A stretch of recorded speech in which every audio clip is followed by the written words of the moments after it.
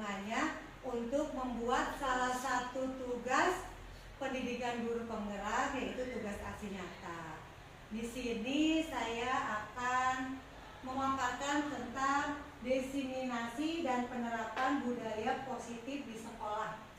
Tempat sekolah saya itu TK PGRI Merpati ya. Di sini saya sebagai calon guru penggerak angkatan 10 yang dibimbing oleh Bapak Anggi Baidillah SPD MPD sebagai fasilitator dan Ibu Susi Kartina SPDI sebagai pengajar praktik. Boleh Bu berpantun sebentar ya? Boleh banget.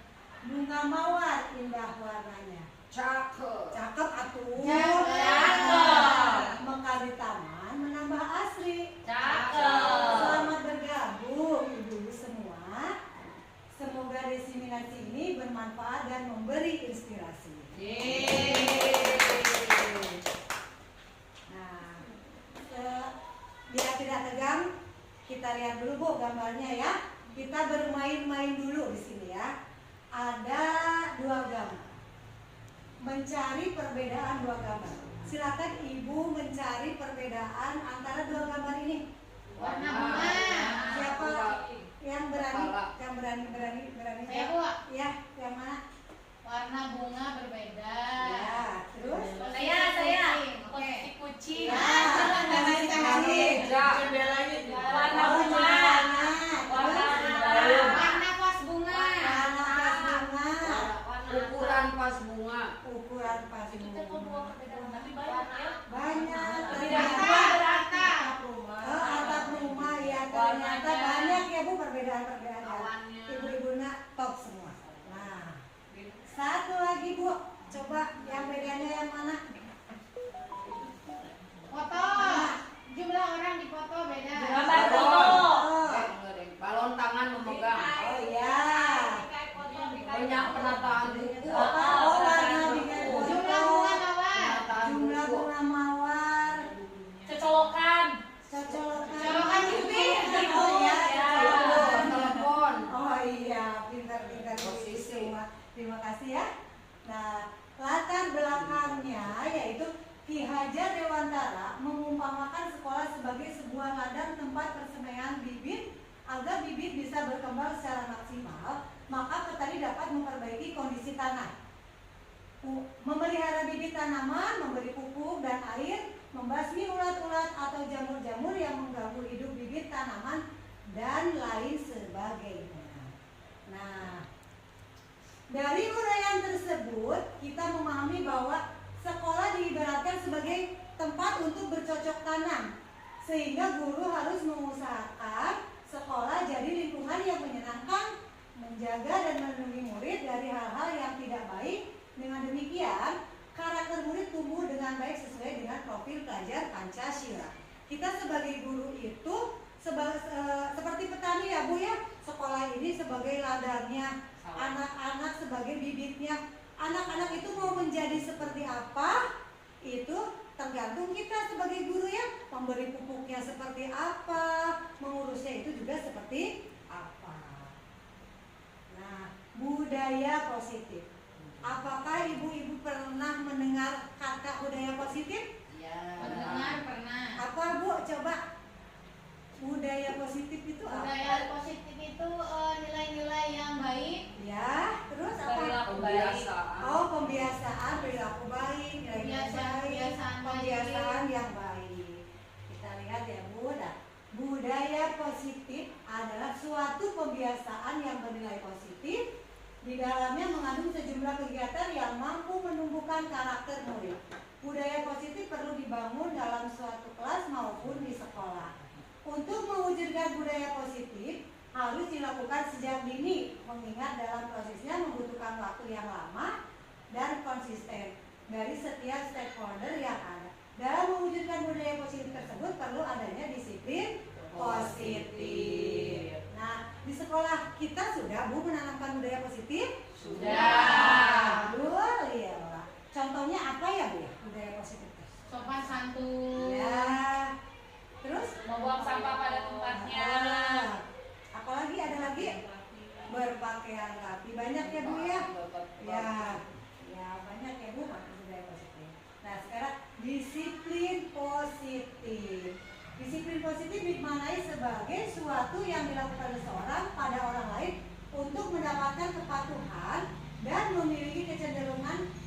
ketidaknyamanan serta sering dihubungkan dengan tata tertib yang berkaitan dengan sanksi dan hukuman bagi yang melanggarnya.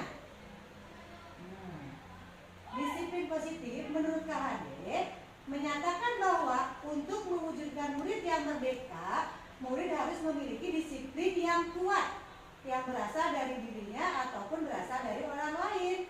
Adapun definisi kata merdeka menurut KHD adalah tidak hanya terlepas dari perintah, akan tetapi juga cakap dalam memerintah diri sendiri. Jadi tidak usah tergantung kepada orang lain, harus ada dari diri kita sendiri.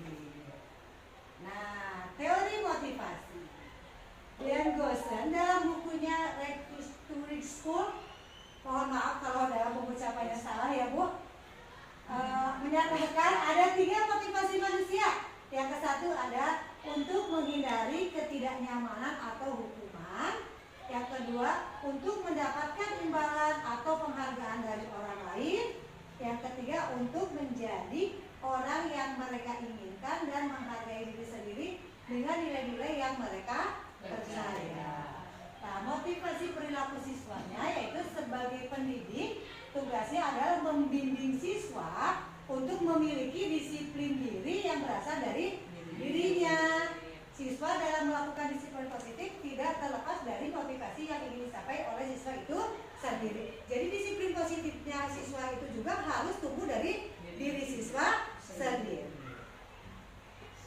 Nah, tujuan dari disiplin positif ya adalah untuk menanamkan motivasi yang berharga bagi murid kita, yaitu untuk menjadi orang yang mereka inginkan dan menghargai diri sendiri dengan nilai-nilai mereka percaya. Ketika murid-murid kita memiliki motivasi tersebut, mereka telah memiliki motivasi intrinsik yang motivasi dari diri sendiri ya, yang berdampak jangka panjang. Motivasi yang tidak akan terpengaruh pada adanya hukuman atau hadiah. Mereka akan tetap berperilaku baik dan berlandaskan nilai-nilai kebajikan karena mereka ingin menjadi orang yang menjunjung tinggi nilai-nilai yang mereka hargai. Jadi sebelum kita ingin dihargai oleh orang lain, kita harus bisa menghargai diri kita sendiri. Nah, ini ada tujuan mulia dari penerapan disiplin positif, yaitu terbentuk murid-murid yang berkarakter, disiplin, santun, jujur, peduli, bertanggung jawab, dan merupakan pembelajar. Ya, pembelajar sepanjang hayat itu yang belajar terus sepanjang hayatnya, sesuai dengan standar kompetensi lulusan yang diharapkan. Sebagai pendidik, tujuan kita adalah menciptakan anak-anak yang memiliki disiplin diri sehingga mereka bisa berperilaku dengan mengacu pada nilai-nilai kebajikan universal dan memiliki motivasi intrinsik dan bukan ekstrinsik. Ada nilai-nilai kebajikan, Bu. Nah, nilai-nilai kebajikan yang kita pahami ada berapa ya, Bu? 6 dimensi. Nah, yang ke satu ada Beriman, bertakwa kepada Tuhan Yang Maha Esa, bertanggung gotong royong, mandiri, kreatif, dan bernalar kritis. Nah, coba ini ada renungan. Bila di sekolah Anda tidak ada peraturan yang mengharuskan guru datang tepat waktu dan tidak ada surat teguran bagi guru yang datang tepat waktu terlambat dan tidak ada atasan yang memuji Anda, apakah Anda akan tetap datang tepat waktu untuk mengajar murid-murid Anda? Iya. Siapa yang berani jawab mengumpulkan mengemukakan pendapatnya? Karena datang tepat waktu adalah sudah menjadi kewajiban bagi guru. Terus ada lagi, Bu? Itu bentuk tanggung jawab guru, Bu. Ada lagi? Ayo, Neng. Ayo, Ibu, ada pendapat yang lain? Atau untuk melatih anak tentang disiplin, Boleh. memberikan contoh yang Ya. utama, memberikan teladan Ya. kepada murid. Ada lagi yang lain pendapatnya? Apakah kalau tidak ada pujian, tidak ada aturan, kita akan berangkatnya siang gitu? Tidak dong. Tidak.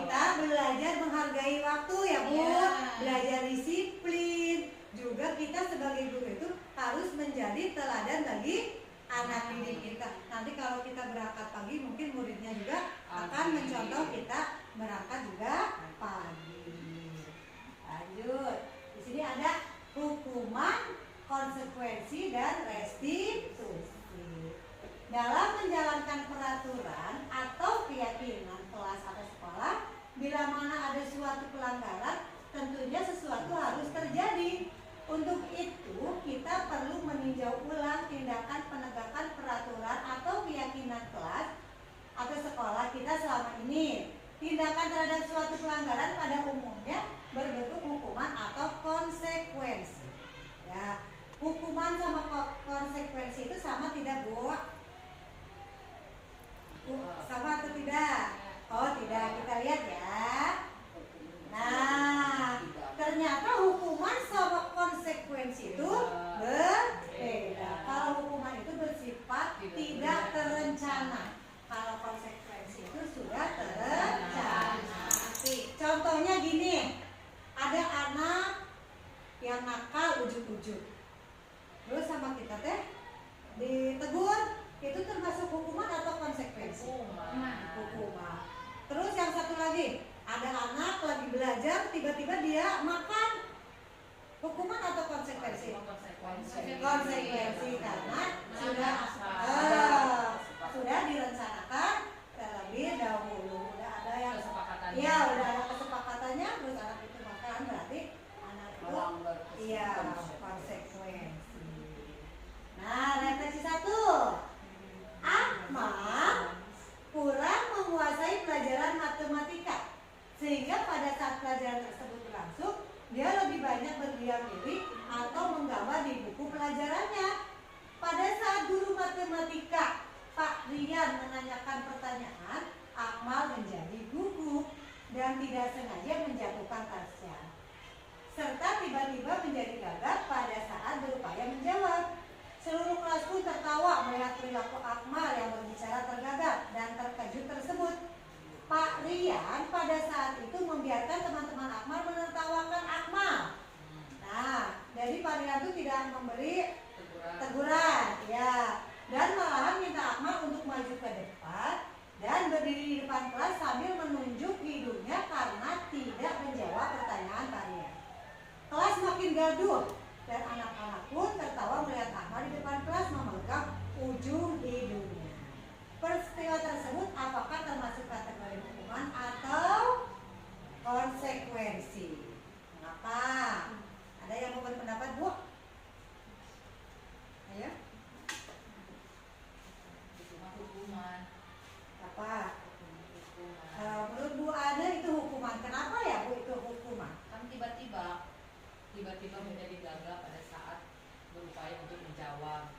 Jadi Akmalnya itu tiba-tiba melakukan kesalahan. Oh ya, betul. Ini adalah hukuman karena tidak direncanakan ya. Ya, tidak ada kesepakatan ujuk-ujuk. Yang kedua, ini ada kisah Ibu Anas. Ibu Anas itu untuk merapikan murid-murid yang masuk ke dalam kelas itu selalu memberi penghargaan kepada anak didik, memberi bintang.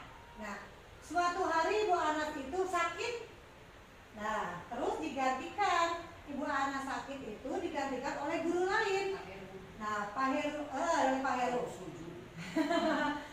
Heru. Pak Heru itu mengajar seperti Ibu Anas. Tetapi setelah istirahat, pas begitu masuk, anak-anak itu susah lagi suruh masuk karena tidak dikasih apa tadi?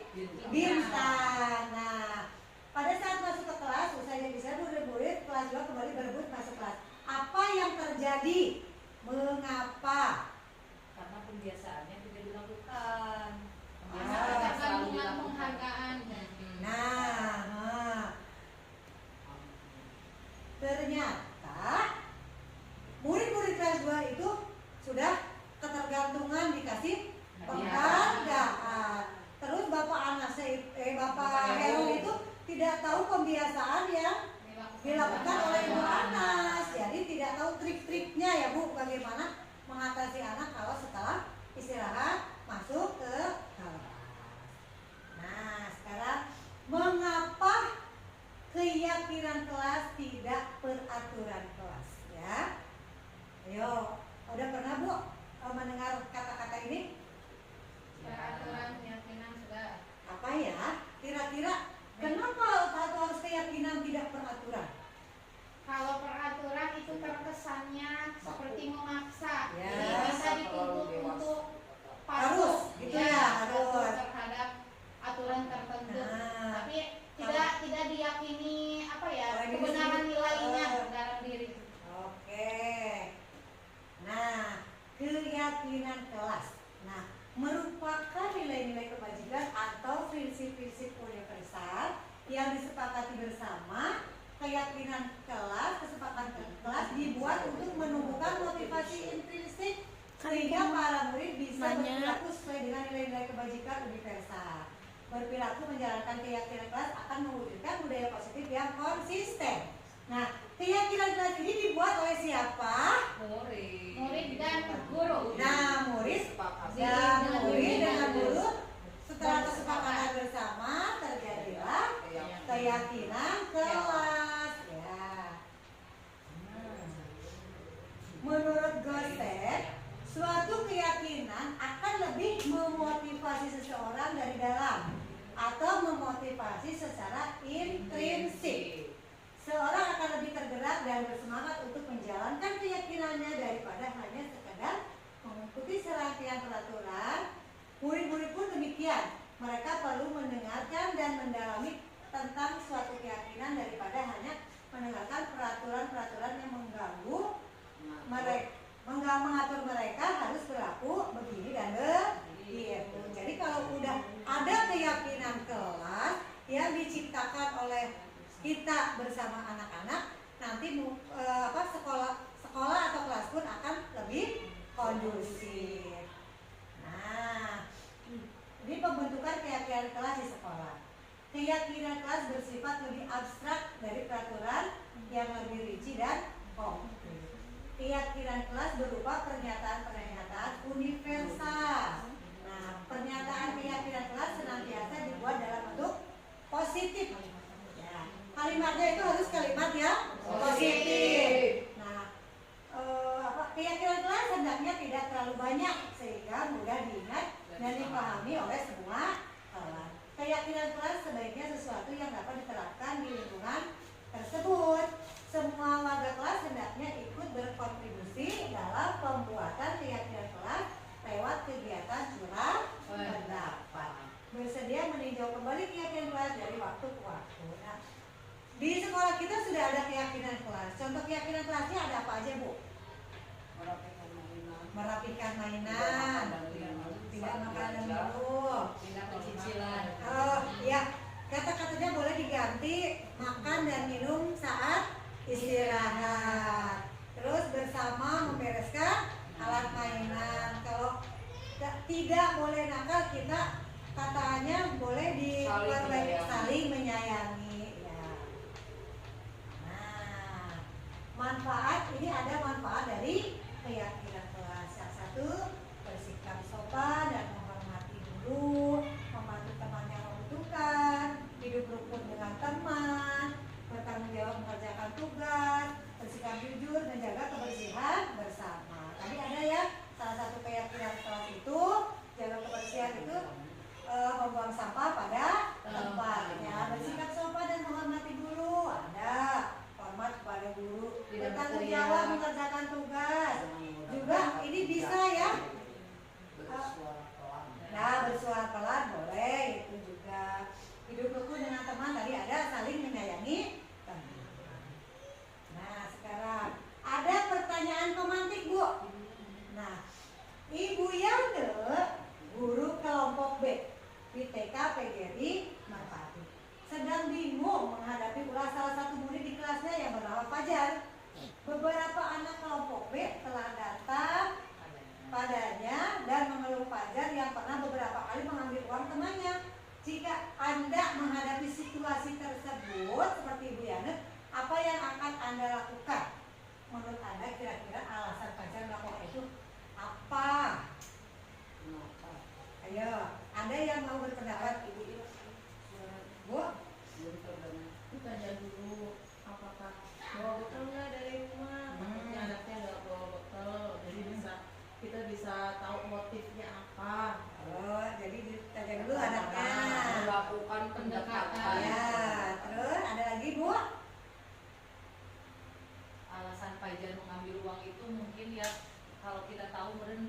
kurang bekalnya.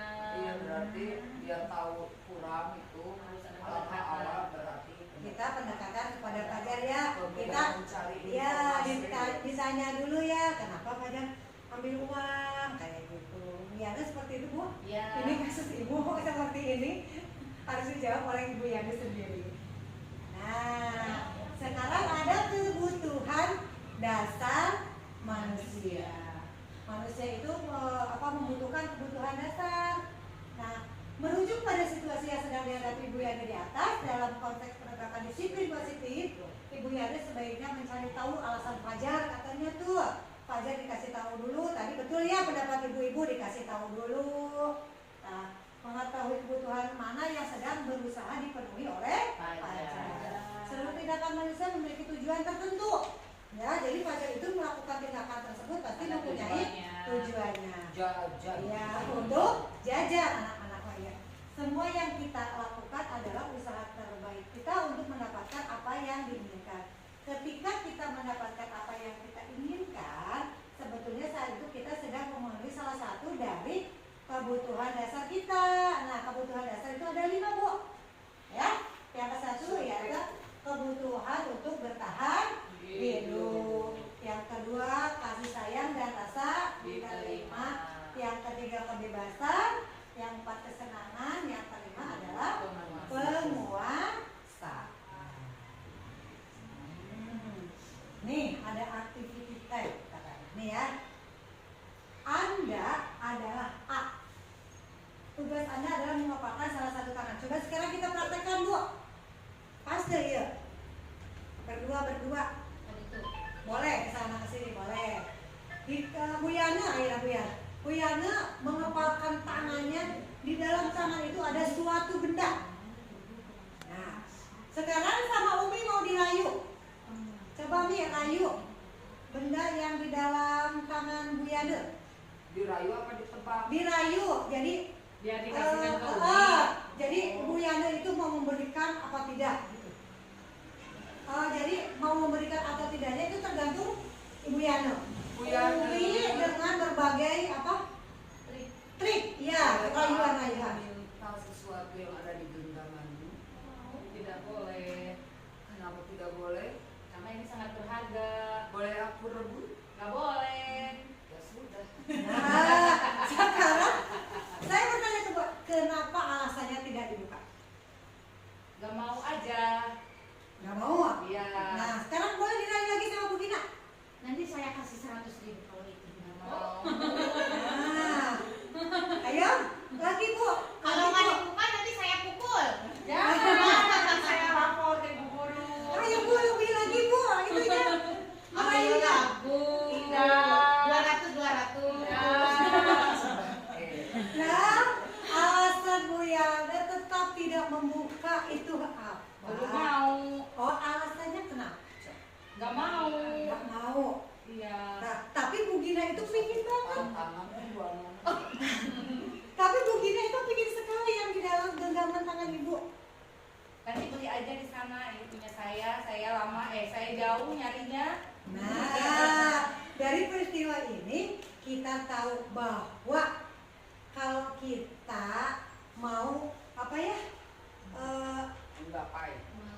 memberi itu harus dari kemauan sendiri, keyakinan kita sendiri. Tadi teh ya, kata Bu Yana teh gini, cepat Bu Yana kasih aku 200.000. Itu Bu Yana boleh membuka atau boleh menutup. Karena Bu Yana itu kekeh pingin buat Bu Yana boleh menutupnya. Tapi kata Bu Yana, oh kasihan, Bu Gina juga butuh. Tapi harus keluar dari diri kita, jangan ada paksaan dari orang lain. Nah, ada kesimpulannya ya Bu. Pada dasarnya kita tidak dapat memaksa murid untuk berbuat sesuatu jika murid tersebut memilih tidak melakukannya. Walaupun tampaknya guru sedang mengontrol perilaku murid, hal demikian terjadi karena murid sedang mengizinkan dirinya dikontrol. Saat itu bentuk kontrol guru menjadi kebutuhan dasar yang dipilih guru tersebut.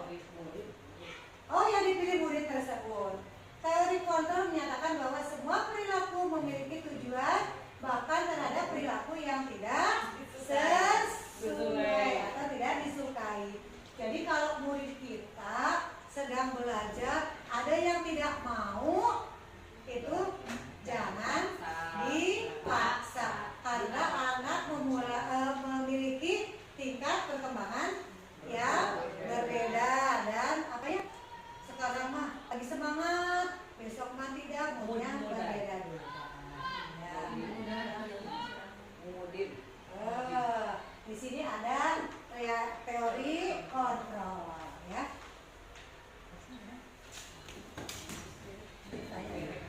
Nah, teori kontrol. Nah, menurut Dian Gosen dalam bukunya Restructuring School Discipline, belepotan karena bukan ahli bahasa Inggris, mengemukakan bahwa guru perlu meninjau kembali penerapan disiplin di dalam ruang-ruang kelas ruang mereka selama ini. Apakah telah efektif? Apakah berpusat memerdekakan dan memandirikan murid? Bagaimana dan mengapa? Melalui serangkaian riset dan berdasarkan pada teori kontrol Dr. William Dresser, Gosen berkesimpulan ada 5 posisi kontrol. Nah, sudah pernah Bu mendengarkan 5 posisi kontrol tersebut? Pernah belum mendengar 5 posisi kontrolnya? Nah, ada 5 ya. Kita lanjut aja ya. Yang ke-1 ada penghukum, yang kedua pembuat rasa bersalah, yang ketiga pemantau, keempat teman, kelima manajer. Kita sebagai guru itu harus ini punya ini Bu, 5 posisi kontrol ini.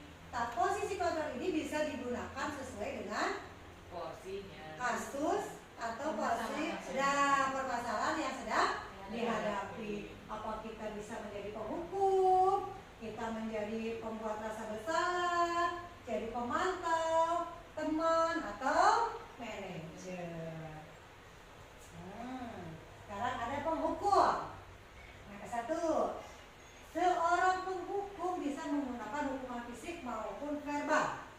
Orang-orang yang menjalankan posisi penghukum senantiasa mengatakan bahwa sekolah memerlukan sistem atau alat yang dapat lebih menekan murid-murid lebih dalam tadi. Guru-guru yang menerapkan posisi penghukum akan berkata, nih, patuhi aturan saya atau awas. Itu biasanya menggunakan apa Bu? Kalau penghukum itu apa ya? Ya.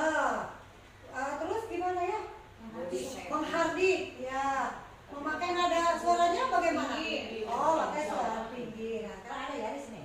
Nah, nada suaranya tinggi, bahasa tubuh mata melotot.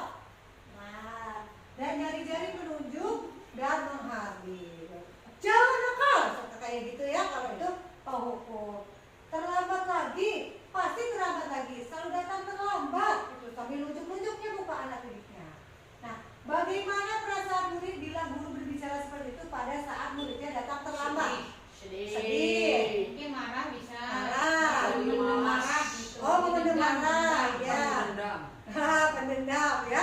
Kayak gitu. Gitu kedua Bu guru nanti pulang. Awas ya. Awas dulu. Nah, hasilnya kemungkinan murid marah, mendendam atau bersifat agresif. Bisa jadi sesudah kembali duduk, murid tersebut akan mencoret-coret bukunya karena meluapkan rasa apanya? Marahnya, kesalnya ya. Lebih buruknya lagi sepulang sekolah nih, muridnya dikempesan katanya. Tapi saya dan ibu-ibu semua kan berada di lingkungan TK, nggak mungkin kayaknya ya Bu ya untuk. Tapi kalau anaknya marah coret-coret buku itu mungkin terjadi. Mungkin. Nah, ini mah mungkin tingkatnya yang lebih tinggi ya. Tingkat yang lebih tinggi biasa. Abi kehel ke ibu guru itu pulangnya mau dicegat katanya gitu, atau kempesan aja lah motornya atau dicoret aja ya. Nah, yang kedua pembuat rasa bersalah. Pada posisi ini biasanya guru akan bersuara lebih lembut dibandingkan yang tadi penghukum ya. Pembuat rasa bersalah akan menggunakan keheningan yang membuat orang lain merasa tidak nyaman, bersalah atau rendah diri. Kata-kata yang keluar lembut kan seperti ibu sangat kecewa tadi Fajar ngambil uang itu kenapa ya? Tangannya bari gimana saudara? Dan di posisi ini murid dapat memiliki penilaian diri yang buruk tentang diri mereka. Jadi kata-kata kita sebagai pembuat rasa bersalah itu seolah-olah kita itu apa ya, memancing. Jadi dia terbuka kepada kita, dia itu melakukan kesalahan karena apa ya.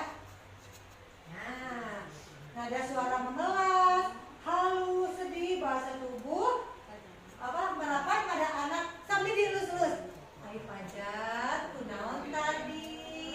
Nah, sambil suaranya jangan gini. Ayo panjat, kunaon tadi. Itu nanti Itu suara siapa? suara siapa. Nah, ini ada adik. Ini contohnya adik. Adik, kamu ini bagaimana ya? Katanya tuh. Kamu sudah berjanji dengan ibu tidak akan terlambat lagi. Kamu kenapa ya sedang mengecewakan ibu? Ibu benar-benar kecewa sekali, kata ibu gurunya. Bagaimana perasaan murid bila ditegur seperti Sarah tadi? Lebih Sama. Apa? Lebih lulu. Makanya merasa dihargai. Oh, merasa dihargai. Ya. Merasa ada perlindungan. Nah, murid akan merasa bersalah dalam mengecewakan ibu atau bapak gurunya. Murid akan merasa menjadi orang yang gagal dan tidak sanggup membahagiakan orang lain. Kadangkala sikap seperti ini lebih berbahaya dari sikap penghukum karena emosi akan tertanam rapat di dalam murid, menahan perasaannya. Kamu teh boleh jujur mual kalau ibunya tadi habis kesalahan kayak gini. Tapi kalau bu gurunya pintar merayu-merayunya, nanti bisa ya kita menggali ini dari kesalahan. Nah, sebagai teman, guru pada posisi ini tidak akan menyakiti murid, namun akan tetap berupaya mengontrol murid melalui persuasi. Posisi teman pada guru bisa negatif atau positif. Positif di sini berupa hubungan baik yang terjadi antara guru dan murid. Guru di posisi teman menggunakan hubungan baik dan humor untuk mempengaruhi seseorang. Mereka akan berkata gini, ayo bantulah demi bapak ya, kalau ada tugas gak selesai gini, ayo bantu bapak demi bapak. Bapak dimarahin nih oleh ibu kepala sekolah. Beda suara ya, lembut. Hal negatif dari posisi teman adalah bila suatu saat guru tersebut tidak membantu mereka, murid akan kecewa dan berkata, saya pikir bapak dan ibu itu teman saya. Murid merasa dikecewakan dan tidak mau lagi berusaha. Jadi murid itu apa ya bu? Merasa apa? Ketergantungan. Nah, suaranya harus ramah, akrab dan bercanda. Bahasa tubuhnya itu merapat pada murid, mata dan sudah senyum. Kalau jadi teman itu nggak boleh melotot, nggak boleh marah-marah. Nah, ini adik ke adik. Adik, ayolah. Bagaimana sih kamu? Kemarin kamu sudah janji ke bapak. Kenapa terlambat lagi? Sambil tertawa, sambil senyum kitanya bu. Bisa ya bu ya? Senyum ke anak-anak ya? Bisa. Nah, bagaimana perasaan murid jika gurunya seperti itu sebagai teman? Posisi kontrolnya apa? Enakeun, tidak merasa dalam tekanan, tidak tertekan, lebih nyaman. Nah, murid akan merasa senang dan akrab dengan guru. Ini termasuk dampak yang positif. Hanya saja di sisi negatifnya, murid menjadi ketergantungan karena kami salah dan sok miberan ieu ku ibu. Nah, itu ya sisi negatifnya. Sisi positifnya, anak merasa kayak itu teh ada temennya mengharapkan tersebut untuk membantunya. Nah, sini ada juga posisi pemantau. Tadi udah berapa bu posisi kontrolnya bu sampai pemantau? 4. Posisi pemantau berdasarkan pada peraturan dan konsekuensi. Tadi konsekuensi itu adalah yang sudah disepakati. Dengan menggunakan sanksi atau konsekuensi, kita dapat memisahkan hubungan pribadi kita dengan murid. Sebagai seseorang yang menjalankan posisi pemantau, pertanyaan yang diajukan pemantau seperti peraturannya apa, gitu ya. Jadi, bagaimana nada suara kita kalau kita dalam posisi pemantau? Kita lihat ya bu. Nah, nada suaranya datar. bahasa tubuh yang formal. Nah, jadi tidak tidak marah. Tirukan percakapan. Ayo boleh Bu, kalau kita jadi pemantau, Ibu Umi jadi gurunya, Neng Gina jadi muridnya, boleh nih, ayo. Adi, tahu nggak kamu jam berapa kita memulai? Tahu Pak, tahu Bu. Kamu terlambat 15 menit loh. Apakah kamu sudah mengerti konsekuensi yang harus dilakukan bila terlambat? Paham Bu, saya harus tinggal kelas pada jam istirahat nanti dan mengerjakan tugas ketertinggalan saya. Iya benar. Nanti pada saat jam istirahat kamu harus tinggal di kelas untuk menyelesaikan tugas yang tertunda tadi. Saya tunggu ya. Baik Bu. Nih, tadi ditunggu sama ibunya karena tadi katanya sudah terlambat. Oh, 15 menit ya. Nih. Nah, dalam posisi pemantau, murid memahami konsekuensi yang harus dijalankan karena telah melanggar salah satu peraturan sekolah. Murid tetap dibuat tidak nyaman, yaitu dengan harus tinggal kelas pada waktu jam istirahat dan mengerjakan tugasnya. Iya. Iya betul. Oh, tidak merdeka ya ini karena masih menunggu. Nah, nanti kita sama-sama ya Bu. Setelah 5 posisi kontrol kita sama-sama bedah sama-sama. Nah, nih posisi kontrol yang kelima. Nah, di posisi manajer murid diajak untuk menganalisis kebutuhan dirinya maupun kebutuhan Orang lain. lain. Di sini penekanan bukan pada kemampuan membuat konsekuensi, namun dapat berkolaborasi dengan murid bagaimana memperbaiki kesalahan yang ada. Seorang manajer akan berkata gini, apa kita yakin? Nah, kembali ke apa yakin nggak kan tadi keyakinan kelas itu udah dibuat bersama ya, karena Abi melanggar apa yang jadi harus ada konsekuensi. Tugas seorang manajer bukan untuk mengatur perilaku seseorang. Kita memilih murid untuk dapat mengatur dirinya. Seorang manajer bukannya memisahkan murid dari kelompoknya, tapi mengembalikan murid tersebut ke dalam kelompok dengan lebih baik dan lebih kuat. Berarti mah karakter guru yang menjadi bos. Nah, nih. Yang harus mengikut. Nah, suaranya tulus, bahasa tubuh tidak kaku, mendekati murid. Ini adalah kata-kata posisi kontrol kita sebagai manajer. Nah, nih hasilnya kalau kita menanamkan sebagai manajer ya, fokus pada murid bukan untuk membahagiakan guru atau orang tua. Pada posisi ini manajer, guru akan mengembalikan tanggung jawab pada murid untuk mencari jalan keluar permasalahannya, tentu dengan bimbingan guru. Dari kelima posisi kontrol tersebut, yang ibu-ibu sudah pernah lakukan yang mana? Menghukum. Hukum. Semuanya. Nah, terus? Hukuman sudah. Hukuman sudah. Membuat merasa bersalah sudah. Sudah. Semuanya. Bu Yana Yang manajer yang semuanya sekarang. sudah menjadi penghukum, membuat rasa bersalah, teman, pemantau. Kalau Manajer masih jarang lah. manajer. Kalau yang lebih sering yang digunakan yang mana? Hukum. Hah? Bu Ira sama Pemantau. hukum, pemantau, teman. Teman. Bu Ira, teman. Kenapa Bu? Bu Ira katanya. Sama dengan cantik. Bu Ira sebagai teman katanya. Ayo gimana Ibu? Kenapa Bu sebagai teman? Memposisikan murid Sudah menjadi besti. seperti teman sendiri.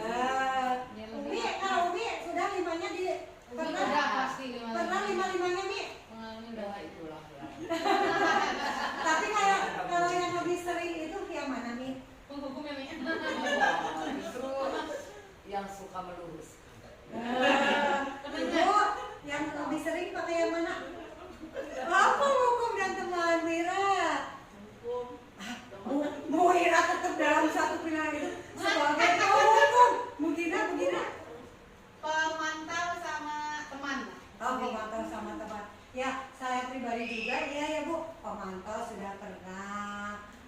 sudah pernah, membuat rasa bersalah juga sudah pernah. Namun saya belum bisa atau belum dapat menjadi seorang manajer. Ya, masih ada nggak ya Bu? Ternyata ada segitiga restitusi. Ada segitiga juga restitusi. Apa ya? Ada segitiga restitusi.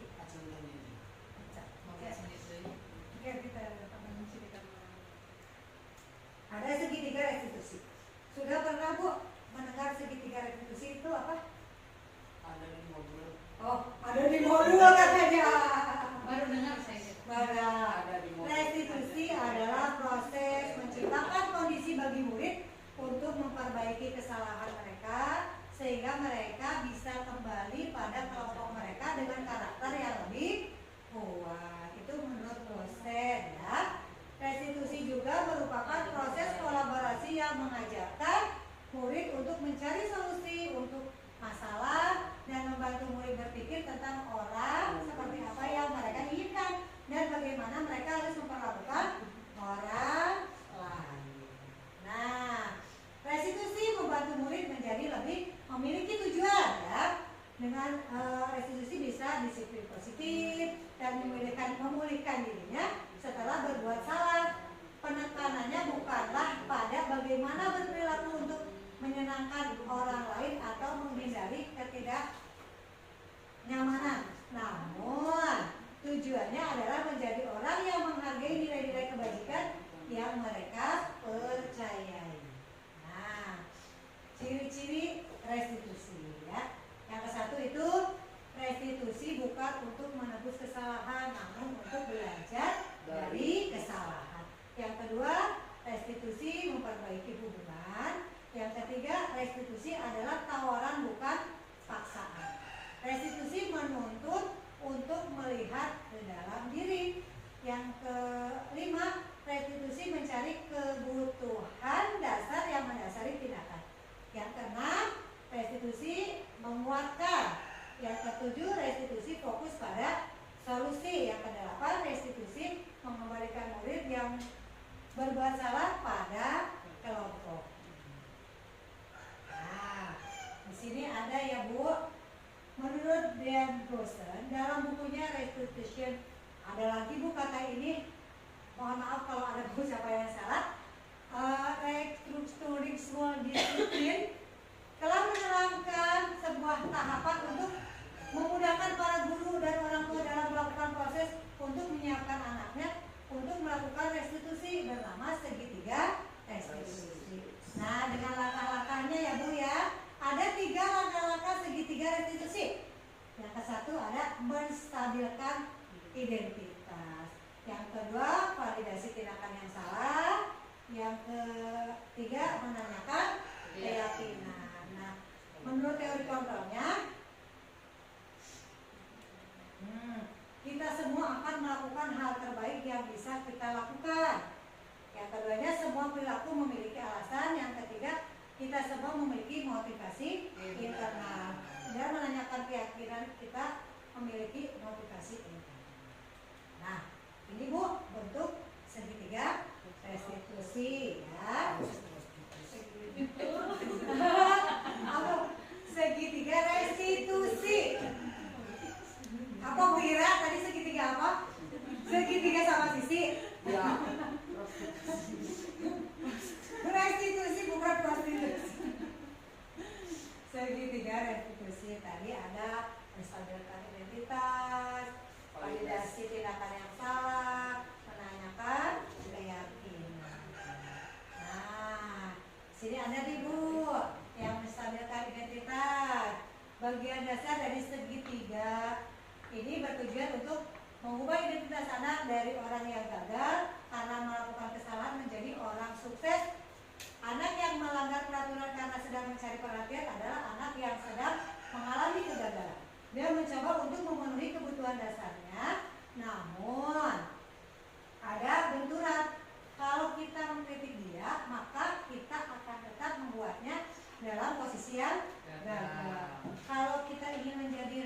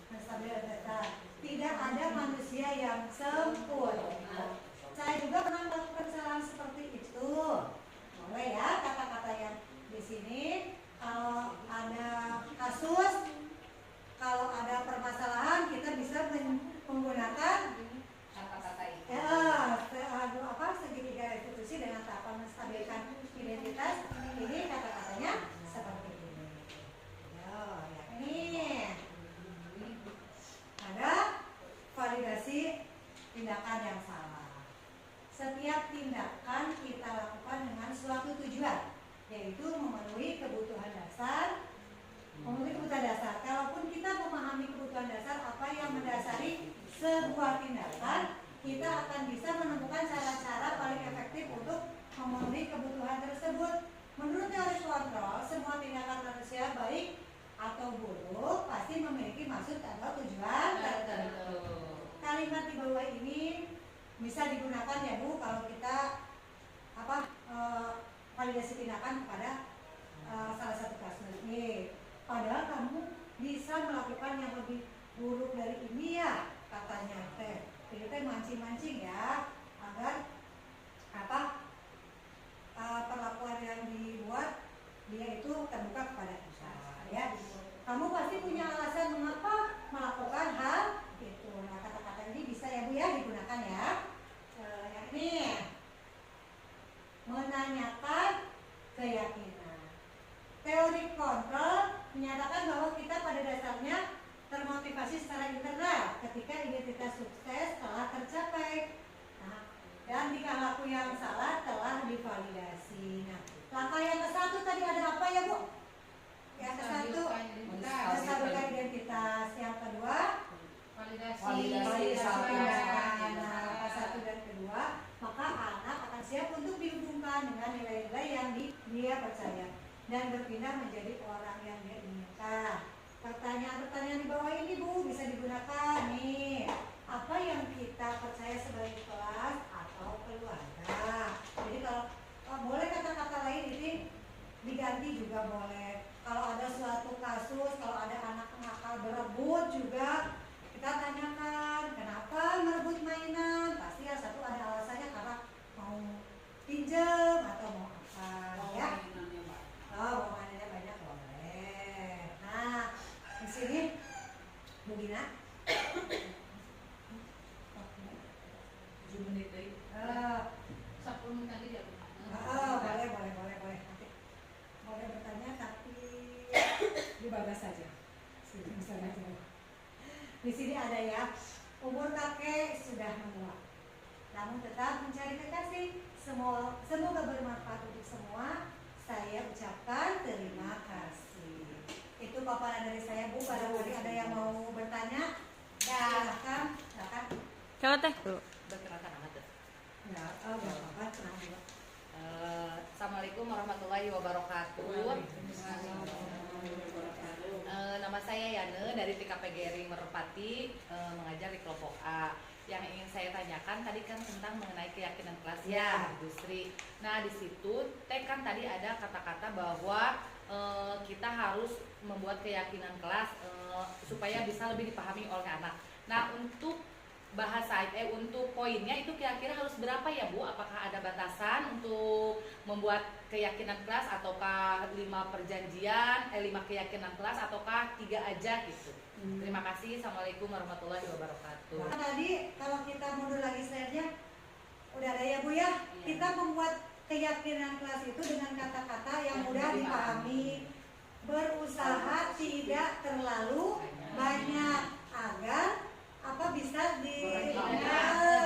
diingat sama anak-anak. Apalagi kita di jenjang PAUD, jenjang TK, pembiasaannya juga disesuaikan. Berbeda kalau keyakinan kelas di SD, SMP, SMA juga pasti akan berbeda ya. Yang boleh lah kalau di TK itu 5, paling banyak 5 atau 6 juga tidak apa-apa. 5 atau 6 juga tidak apa-apa ya. 5 atau 6 juga tidak apa-apa. Bertanya. Ya, boleh. Mau bertanya boleh. Assalamualaikum warahmatullahi wabarakatuh. Waalaikumsalam. Perkenalkan, saya Rini Askini.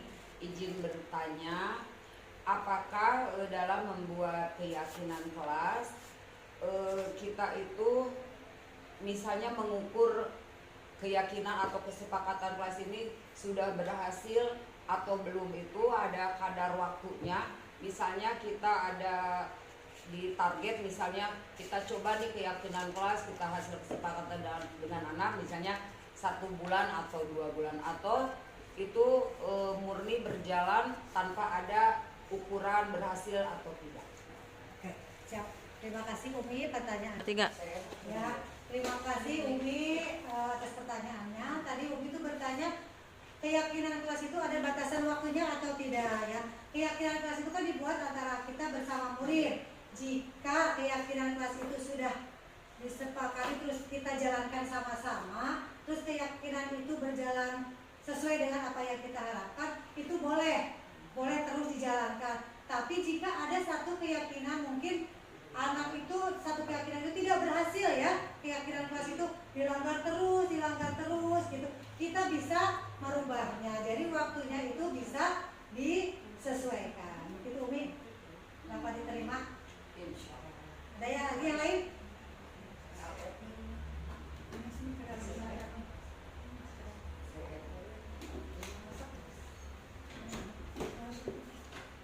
Bu Yana, sok.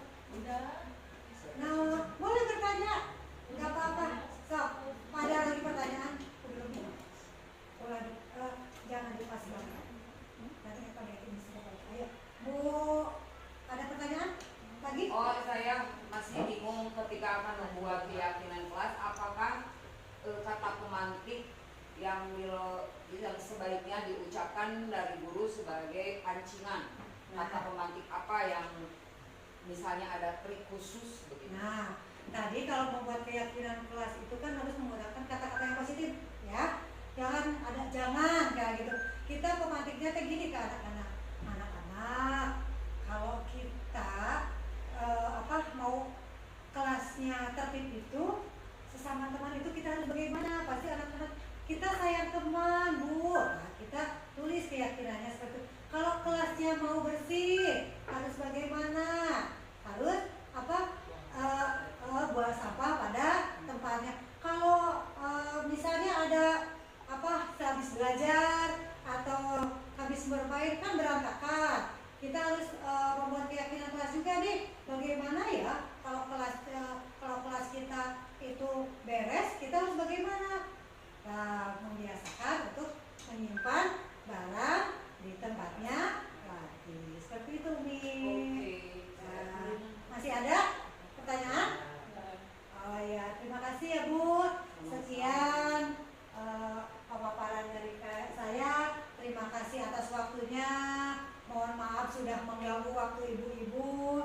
Semoga pemaparan ini bermanfaat bagi saya dan juga bagi ibu-ibu semua. Nah, mari kita bergerak menuju perubahan yang lebih baik. Sekian dari saya. Wassalamualaikum warahmatullahi wabarakatuh. Waalaikumsalam warahmatullahi wabarakatuh.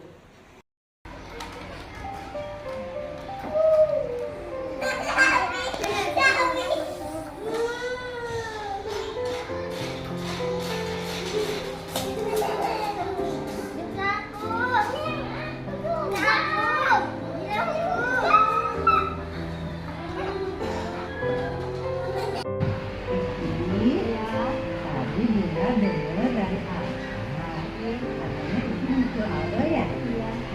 Apa penyebabnya itu Mukul Aldo? Aldo itu Mukul kedua itu bagus nggak? Jadi ya harus bagaimana coba? Minta maaf kepada Aldo. Selain minta maaf harus apa aja Pak? Harus sayang kepada teman. terus jangan gimana ya? Gak akan mengabdi Oh, kepada Aldo. ada teman-teman. Nanti mau kapan? Sayang.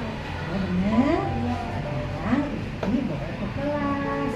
Ya, makan sama Aldo ya, oke? Ya. Bunda. Ya, apa kabar anak Bunda hari ini? Baik. Sehat semuanya sehat? Mana yang anak sehat? Nah, benar. Mana yang anak soleh? Semangat belajarnya hari ini anak Bunda. Sekarang Bunda pengen tepuk sukacita dulu ya. Mau ya? Yo, tepuk sukacita.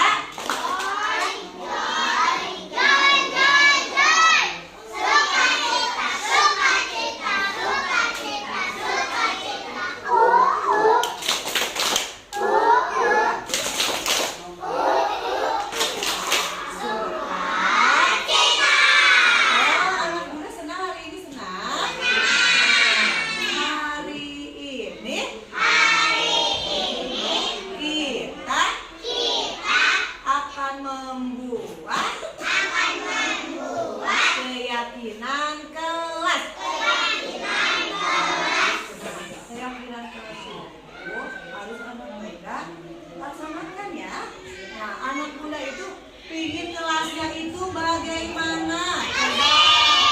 Satu orang siapa yang mau jawab? Ayo, siapa? Apa Bu? Oh, ingin kelasnya apa Bu? Bersih. Yang ke satu bersih. Yang kedua ingin kelasnya bagaimana? Apa Fatir? Beres dan selesai. Oh, kelasnya tuh beres. Boleh. Yang ketiga, Iki. Tidak makan di waktu belajar. Oh, tidak makan waktu belajar. Bun, dengan Apa lagi? Apa? Jaki apa? Sayang teman.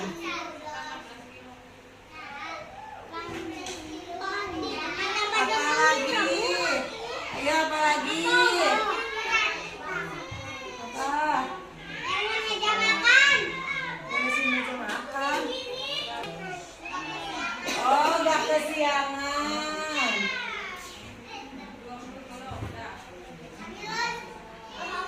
Terus. Oh, hormat kepada guru. Astagfirullahaladzim. Nah, ada berapa dihitung? 1, 2, 3, 4, 5, 6. Yang ke satu itu tadi anak-anak muda bikin kelasnya bersih. Yang kedua katanya beres. Yang ketiga tidak makan waktu belajar. Yang keempat sayang teman.